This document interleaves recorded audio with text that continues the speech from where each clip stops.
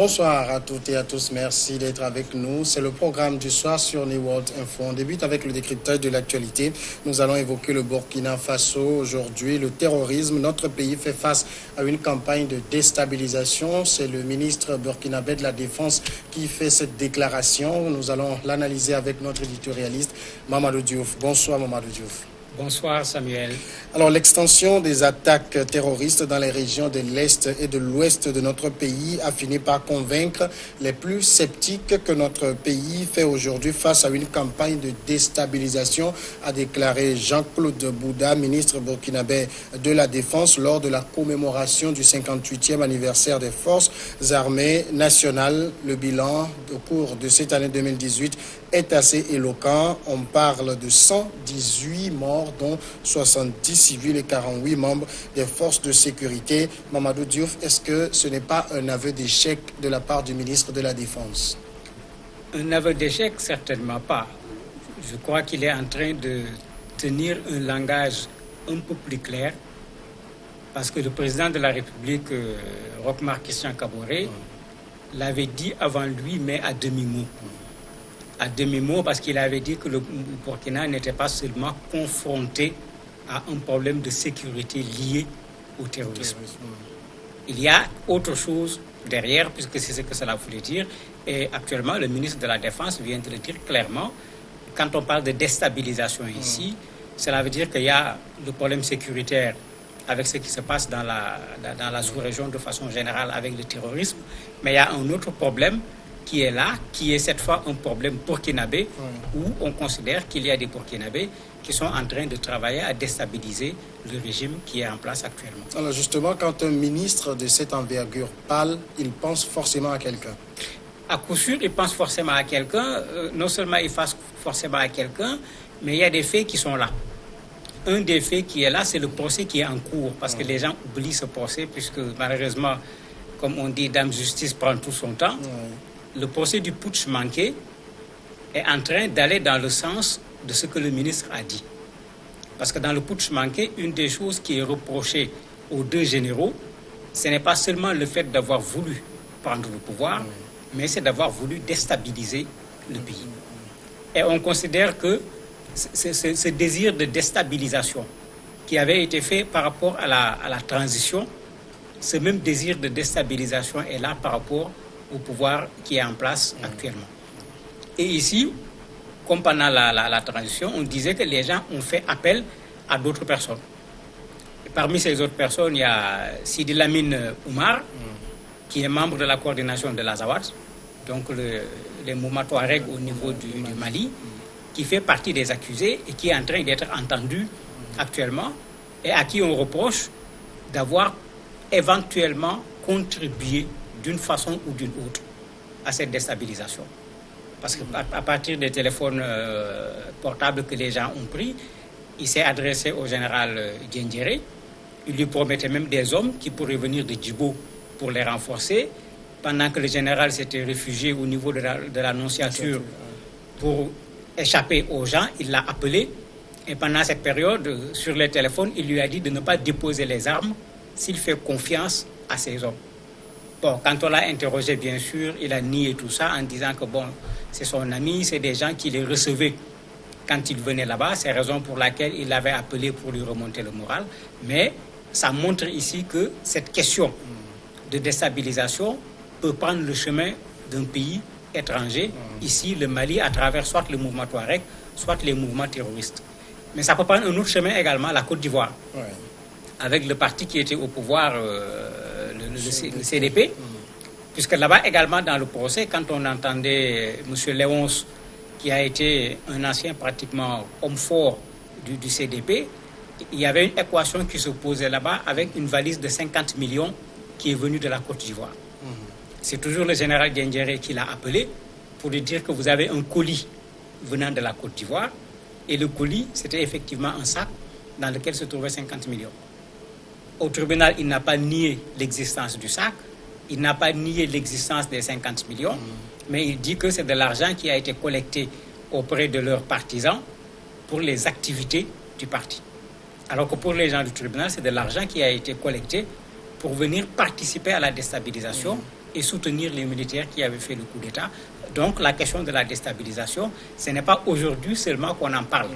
Les analystes en parlaient depuis fort longtemps, mais c'est la première fois qu'un officiel, comme le ministre de la Défense et des anciens combattants, l'exprime de façon aussi ouverte et devant tout le monde. Alors, le président Roch Marc Christian Kaboré lui-même a plusieurs fois pointé du doigt des nostalgiques de l'ancien régime.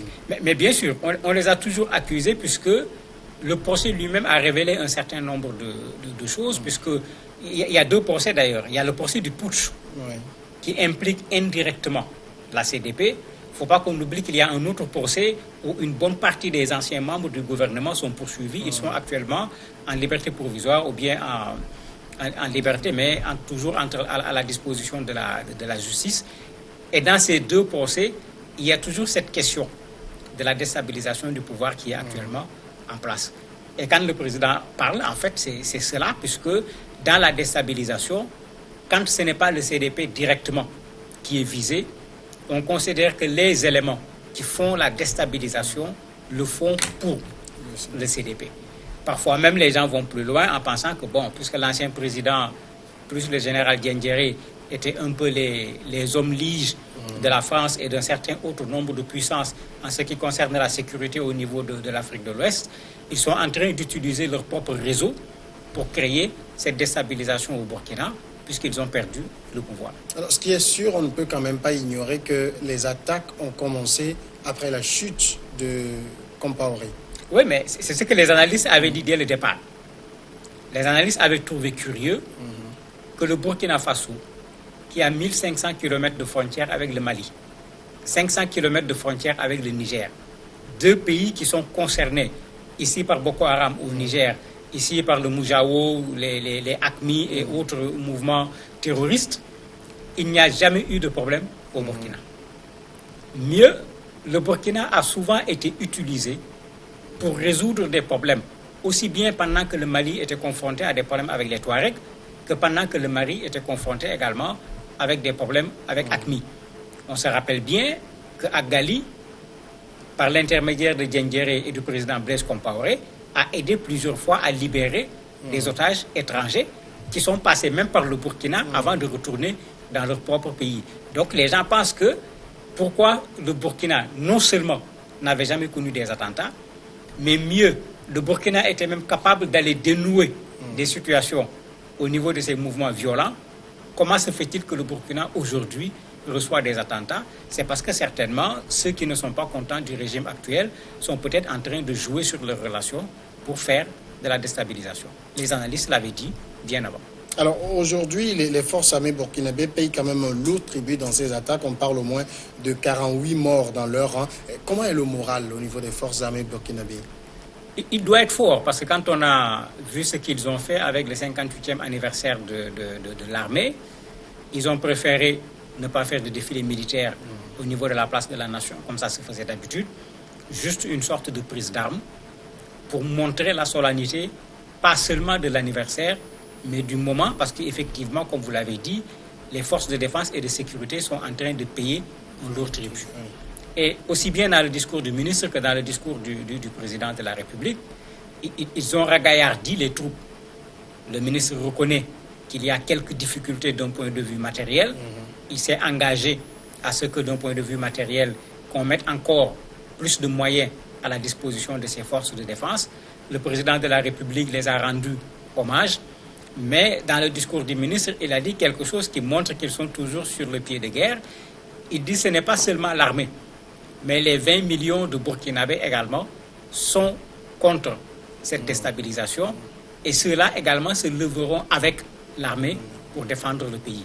Donc en fait, le moral, il doit être encore bon parce que jusqu'à présent, ils continuent à faire leur travail malgré les difficultés rencontrées. Mais justement, pour le moment, le nord et l'est du pays semblent leur échapper. C'est difficile que ça soit autrement parce que ceux qui connaissent le Burkina savent que la partie nord du Burkina, en particulier vers la frontière du Mali, n'a jamais été une partie occupée d'un point de vue militaire. C'est avec les événements qu'à un certain moment, puisque ceux qui faisaient les attentats au Mali venaient d'abord se réfugier au Burkina, ensuite c'est par là-bas que les gens passaient pour faire des attaques au niveau du nord. À un certain moment, pensant à une situation statique, l'armée a été déployée dans cette zone. Mais comme on le sait de plus en plus, le terrorisme n'est plus des gens comme du temps de comment il s'appelle encore de Ben Laden, caché quelque part dans les grottes de Tora Bora. C'est des gens qui fonctionnent avec une certaine mobilité. Et c'est comme ça qu'ils sont partis de l'autre côté vers la frontière avec le Bénin, par exemple, alors que le Bénin n'est a priori pas concerné par ce genre de violence pour le moment. Et ça fait que l'armée est un peu pris de court par le fait que vous en avez au nord, vous en avez au centre, vous en avez à l'ouest. Le ministre même l'a dit à un certain moment, c'est un jeu qui est fait pour éparpiller les soldats. Parce que quand il les avait bloqués à un certain moment au niveau de la frontière, ça avait permis d'arrêter une partie de ce qui se passait au niveau de la frontière avec le Mali. Mais quand on veut éparpiller tous ces militaires, comme on le dit souvent, il est difficile de mettre un officier, un militaire derrière chaque terroriste ou bien à chaque 10 mètres pour dire qu'on va contrôler le pays. Et le Burkina est en train de souffrir comme tous les pays qui sont confrontés à cette guerre asymétrique. Mais est-ce que ça ne veut pas dire, comme vous le dites, que dans la partie nord et dans la partie est où l'armée était quasi inexistante par le passé, les djihadistes ont quand même une longueur d'avance sur cette armée? Oui, ils ont eu une longueur d'avance parce qu'en fait, quand les djihadistes s'installent, c'est ce qu'ils font. Ils regardent bien l'espace, ils voient là où ils peuvent venir s'installer sans de gros risques. Mais dans le cas du Burkina, il y a cette équation, on ne connaît pas jusqu'à présent. Au niveau du Burkina même, un mouvement à l'image de ATMI qui est là, qui revendique l'installation, par exemple, d'un État islamique au Burkina, qui se réclame de Al-Qaïda ou bien de l'État islamique. Il y avait juste quelqu'un qui s'appelle Malam Dicko, qui à un certain moment est allé au Mali, qui est revenu avec un certain extrémisme, mais on n'a pas véritablement senti un mouvement en bonne et due forme à l'intérieur du Burkina. De sorte que dans beaucoup d'attaques, le plus souvent, quand on identifiait les personnes, c'était des gens qui ne venaient pas du Burkina exclusivement. C'est petit à petit qu'on a commencé à avoir des Burkinabés dedans. Donc ça montre que le Burkina, en fait, n'était pas en situation à l'intérieur de conflit par rapport à un mouvement déterminé. Le conflit vient d'ailleurs quand il s'agit de la question du terrorisme. C'est quand il s'agit de la déstabilisation maintenant que l'on croit que l'ancien régime est en train de vouloir mettre les bâtons dans les roues du régime actuel. Et l'accusation, puisque le procès est là, attendons que les deux procès se terminent pour qu'on voit est-ce que ce qui est dit, on pourra faire ressortir des preuves, parce que si c'est vrai, c'est clair que certains pontes de l'ancien régime vont devoir payer le prix parce qu'ils sont soit en résidence surveillée, soit en liberté provisoire. Alors justement, il y a quand même quelque chose de curieux avec les attentats au Burkina. Il n'y a quasiment pas de revendication. Oui, mais c'est pourquoi j'ai dit, d'habitude, là où il y a revendication, il y a un mouvement qui est là, qui agit à l'intérieur du pays et qui signe ce qu'il fait. Au niveau du Burkina, souvent les attentats qui ont été signés par le GSIM. Et en ce moment, on ne pense pas au Burkina en tant que pays, on pense au Burkina qui avait envoyé des soldats au Mali, on pense au Burkina qui fait partie du G5. Parce que quand le GSIM fait ses revendications, quand ils ont attaqué l'état-major général au Burkina, où le G5 devait se réunir, le problème était posé clairement.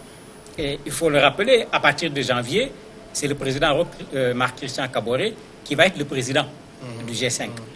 Donc les revendications même viennent pratiquement du Mali. Parce que c'est plutôt des mouvements maliens, avec le Malam Dicko dont je parle, qu'on disait qu'il a rejoint ce mouvement. Mais Malam Dicko, présentement, on se pose la question, il est vivant ou il est mort, ni vu ni entendu.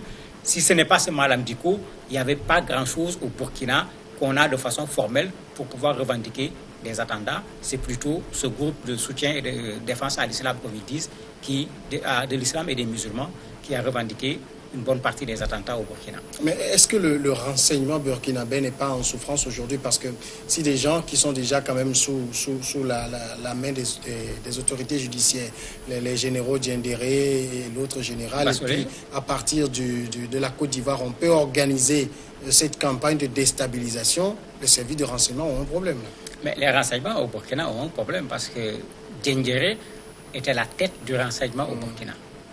Et depuis combien d'années? Bon, quand vous coupez la tête, il est clair que le premier problème auquel vous allez être confronté, c'est qu'il faut remettre en place un système. Parce que le renseignement, c'est une affaire également de personnes. C'est une affaire de liens, c'est une affaire de circuits. Diendéré avait ses circuits. Quand Diendéré n'est pas fonctionnel, le nouveau régime ne peut pas trouver de la continuité dans le renseignement. Et c'est un des problèmes qui a été posé très, très fortement. Le deuxième élément, le RSP, le régiment de sécurité présidentielle, dont Diendéré faisait partie, jouait un rôle important sur cette question, aussi bien de renseignement que de défense du pays. Ce régiment a été dissous. Il est clair qu'en ce moment, le système qui était en place n'est plus là. Ils sont certainement en train de remettre en place un autre système, mais ce système n'a pas encore les rouages que l'autre système, qui avait plusieurs décennies, avait déjà eu.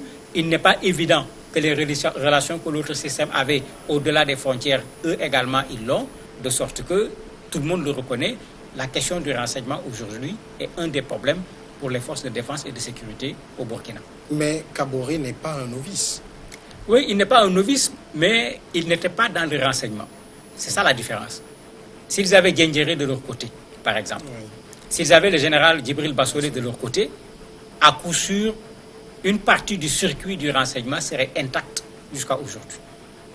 Non seulement ils ne les ont pas de leur côté, mais il y a une adversité aujourd'hui entre eux. C'est-à-dire si c'était des gens qui étaient rentrés chez eux, le régime qu'ils soutenaient n'est plus là. Mais il n'y a aucun problème. Mais tout le monde sait qu'actuellement, il y a une sorte d'affrontement par rapport à Diendéré, il y a une sorte d'affrontement par rapport à Djibril Bassolé, de sorte que si ces gens-là avaient des réseaux, ils ne vont pas mettre ces réseaux à disposition. Au contraire, ils risquent d'en faire une monnaie d'échange par rapport à leur éventuelle condamnation pour dire aux gens, bon, nous avons ceci, nous avons cela, si vous voulez nous condamner, voilà ce qui risque de se produire, voilà ce que nous pouvons vous proposer. Alors que s'ils avaient ces réseaux, très certainement, s'il y a des attentats, je ne crois pas que cela se ferait comme on le voit actuellement au Burkina. Mamadou Diouf, merci d'avoir répondu à nos questions. C'est moi qui vous remercie. Nous observons un moment de pause et après on va recevoir l'invité de ce vendredi pour parler sport.